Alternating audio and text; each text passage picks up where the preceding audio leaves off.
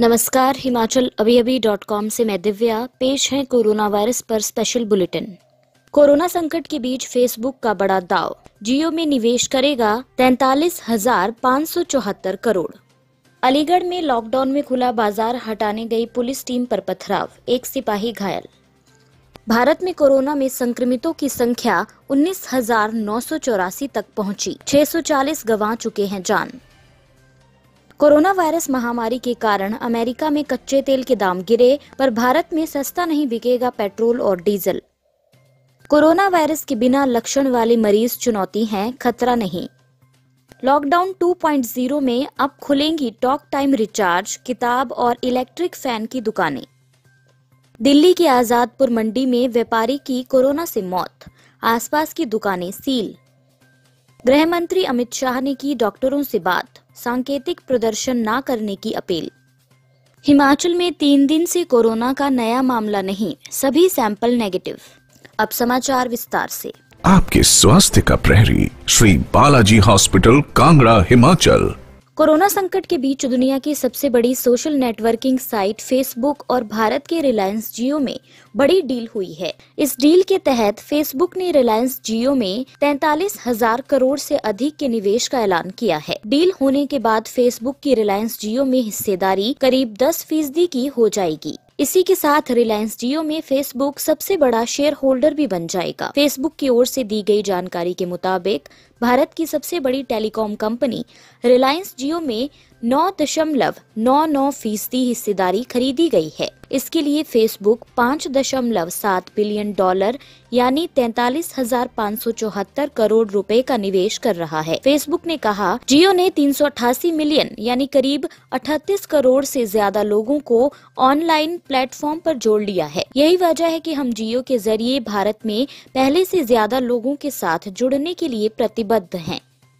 उत्तर प्रदेश के अलीगढ़ जिले में लॉकडाउन का पालन करने गई पुलिस पर जबरदस्त पथराव किया गया। यहां पर लॉकडाउन के दौरान सब्जी का बाजार हटवाने को लेकर सब्जी विक्रेताओं ने पुलिस पर हमला बोल दिया। इस झड़प में एक पुलिसकर्मी घायल हुआ है, उसके सिर में चोट लगी है। बता दें कि लॉकडाउन के चलते सुबह 6 बजे से 10 बजे तक ही बाजारों को खोलने की छूट दी जाती है, जिसमें जनता अपना जरूरत का सारा सामान खरीद सके। लेकिन आज जब पुलिस 10 बजे बाजार बंद कराने को गई, तो सब्जी मंडी भुजपुरा में पुलिस पर भीड़ ने पथराव कर दिया। इस हमले के बाद कई थानों की फोर्स मौके पर पहुंच गई और किसी तरह स्थिति पर काबू पाया। फिलहाल मौके पर तनावपूर्ण शांति बनी हुई है। इस घटना में एक पुलिसकर्मी भी घायल हुआ है, जिसे इलाज के लिए अस्पताल भेजा गया है।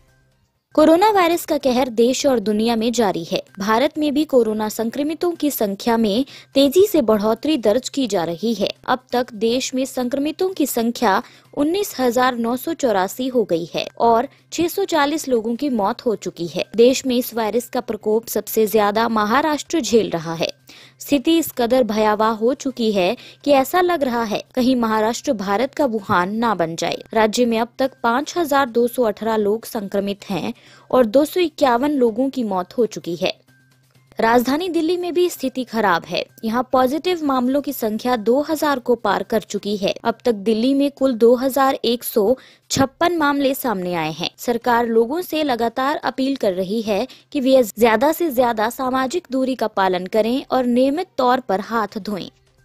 कोरोना वायरस महामारी के कारण अमेरिका के कच्चे तेल के दाम गिरे व भारत में पेट्रोल और डीजल की कीमतों में कोई बड़ी कटौती नहीं होगी। इसकी वजह यह है कि भारत में ईंधन के घरेलू दाम अलग बेंचमार्क से तय होते हैं और रिफाइनरियों के पास पहले से कच्चे तेल का पर्याप्त भंडार है और वे अभी अमेरिकी कच्चे तेल की खरीद नहीं कर रहे हैं। अमेरिकी बाजार में मची उथल पुथल के बीच कच्चे तेल के दाम इस कदर गिरे कि तेल खरीदार उसे उठाने को तैयार नहीं है और बेचने वाले को फिलहाल उसे अपने भंडार गृह में रखने को कह रहे हैं। हो सकता है कि इसके लिए उन्हें भुगतान भी करना पड़े। कच्चे तेल का उत्पादन और इसकी उपलब्धता जरूरत से ज्यादा होने के बीच कोरोना वायरस की वजह से मांग घटने के चलते कारोबारी अपने अवांछित स्टॉक को जल्द से जल्द निकालना चाह रहे हैं।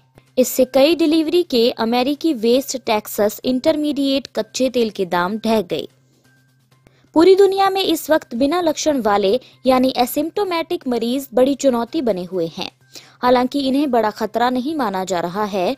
खासकर लॉकडाउन, सामाजिक दूरी जैसे उपायों से इस संकट पर काबू पा लेने का भरोसा है। भारत में भी यही तरीका अपनाया जा रहा है। कोरोना के कितने मरीजों में लक्षण नहीं दिखते, इसका आंकड़ा हर जगह अलग अलग ही दिखता है।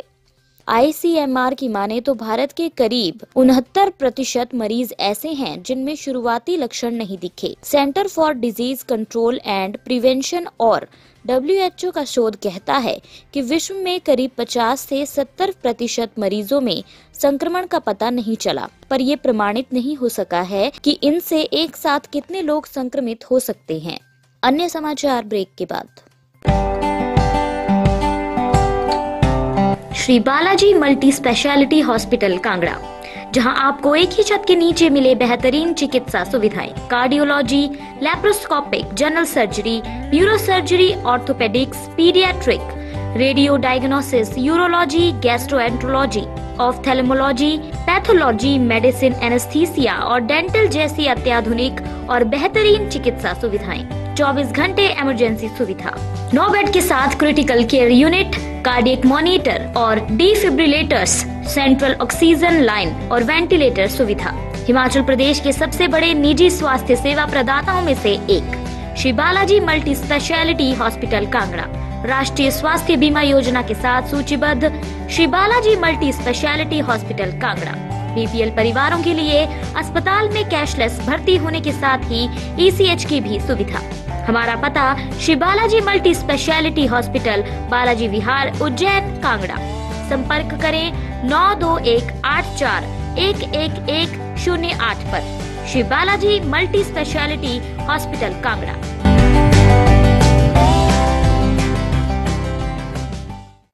गृह मंत्रालय की नई गाइडलाइन के मुताबिक अब घरों में रह रहे वरिष्ठ नागरिकों की सेवा में लगे अटेंडेंट को काम करने की छूट दी गई है। इसके साथ ही प्रीपेड मोबाइल रिचार्ज की दुकानों, ब्रेड फैक्ट्री और आटा मिल, इलेक्ट्रिक फैन और स्कूली किताबों की बिक्री को भी इजाजत दी गई है। मंत्रालय की ओर से सभी राज्यों के मुख्य सचिवों को दी गई जानकारी में कहा गया कि शहरी क्षेत्रों में लॉकडाउन के दौरान ब्रेड फैक्ट्री जैसी फूड प्रोसेसिंग इकाइयों, दुग्ध प्रसंस्करण इकाइयों, आटा व दाल मिल आदि को चलाने की इजाजत होगी। साथ ही कृषि एवं बागवानी से जुड़े शोध केंद्र, बीजों व बागवानी उत्पादों के जांच केंद्र भी काम कर सकते हैं। गाइडलाइन के मुताबिक मधुमक्खियों का छत्ता, शहद और इस तरह के अन्य उत्पादों को राज्य के भीतर या एक से दूसरे राज्य में ले जाने की भी अनुमति है।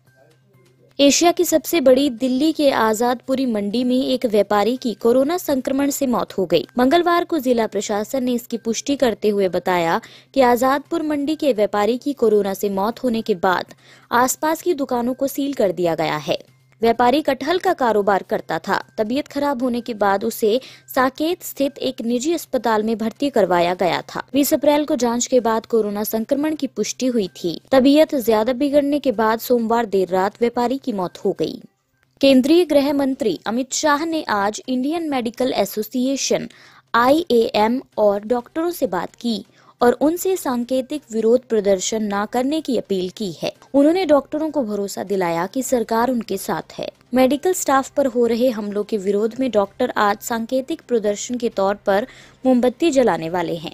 इस बीच केंद्रीय गृह मंत्री अमित शाह और केंद्रीय स्वास्थ्य मंत्री डॉक्टर हर्षवर्धन ने आज वीडियो कॉन्फ्रेंसिंग के माध्यम से इंडियन मेडिकल एसोसिएशन के डॉक्टरों के साथ बातचीत की। अमित शाह ने डॉक्टरों को सुरक्षा का आश्वासन दिया और उनसे अपील की कि वे उनके द्वारा प्रस्तावित प्रतीकात्मक विरोध को न करें। सरकार उनके साथ है। हिमाचल के लिए राहत भरी बात है। पिछले 3 दिन से कोरोना पॉजिटिव का कोई नया मामला सामने नहीं आया है। 18 अप्रैल को हिमाचल में एक कोरोना पॉजिटिव पाया गया था। 19, 20 और 21 अप्रैल को एक भी मामला सामने नहीं आया। इन 3 दिन में जांचे सभी सैंपल नेगेटिव रहे हैं। मंगलवार को प्रदेश भर में 459 लोगों के सैंपल जाँच को लिए गए थे, जिसमें 278 सैंपल की जाँच रिपोर्ट नेगेटिव पाई गयी थी। 181 लोगों की जांच रिपोर्ट आना अभी बाकी है। इस समय तक करीब 3,340 लोगों की जांच की जा चुकी है, जिसमें से 39 व्यक्तियों में इस संक्रमण की पुष्टि हुई है। 3,120 नेगेटिव रहे हैं। 21 अप्रैल तक हिमाचल में 8,298 लोगों को सुरक्षा की दृष्टिगत निगरानी में रखा गया था, जिसमें से 5,380 लोग 28 दिन की निर्धारित निगरानी अवधि को पूर्ण कर स्वस्थ हैं। 2918 लोग अभी भी निगरानी में हैं। इसी के साथ ये बुलेटिन यहीं समाप्त होता है। अगला रेडियो बुलेटिन सुनिए शाम 7:30 बजे। तब तक के लिए नमस्कार। आपके स्वास्थ्य का प्रहरी श्री बालाजी हॉस्पिटल, कांगड़ा, हिमाचल।